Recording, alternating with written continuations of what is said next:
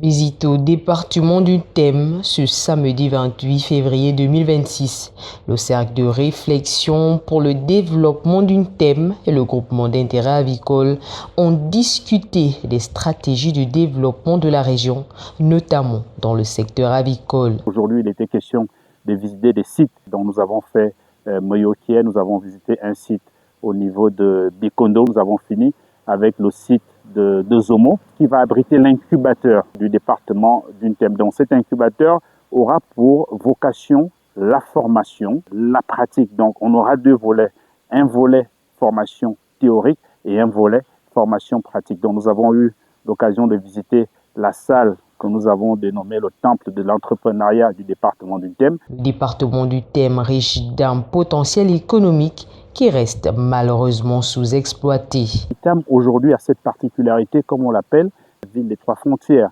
Cette ville des trois frontières, c'est un marché ouvert sur à peu près, quand on essaie un peu de faire des calculs, un marché de plus de 50 millions d'habitants parce que à côté vous avez le Cameroun, vous avez la Guinée équatoriale, vous avez même une partie du Congo plus le Gabon. Donc, toutes ces populations mélangées font de la zone des trois frontières une zone à forte potentialité économique et business. La visite a permis de constater les efforts déjà réalisés par les acteurs locaux pour développer la viculture. Cependant, il reste encore beaucoup à faire. Notre ambition est de faire en sorte que la mesure gouvernementale devienne effective pour qu'à partir de janvier 2027, que l'importation des poulets de chair soit effectivement arrêtée. Pour que cette approche s'arrête, il faudrait que nous, les Gabonais, nous puissions être capables de créer des fermes et de faire de l'élevage de poulets de chair.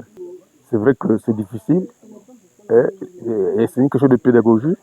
Et nous avons deux pans. Le premier pan, c'est le pan élevage proprement dit. Donc nous sommes en train d'identifier les fermiers et d'installer les uns et d'améliorer les conditions de ceux qui existent déjà. Et dans une deuxième phase, on doit organiser les cultivateurs gabonais en les aidant dans le cadre de la formation pour qu'ils plantent du maïs, du soja et de l'arachide. Parce que nous avons l'ambition de faire en sorte que nous puissions être capables de fabriquer nous-mêmes l'aliment pour les poulets, donc la provente. Les éleveurs locaux ne sont pas restés insensibles face à cette visite prometteuse.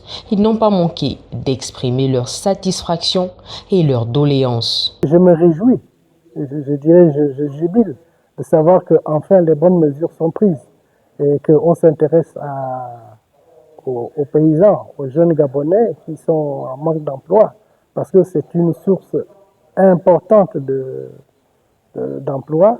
Les jeunes peuvent se lancer soit en amont, soit à l'intérieur, soit en aval de la production de poulets de chair. C'est une très très bonne mesure en tout cas.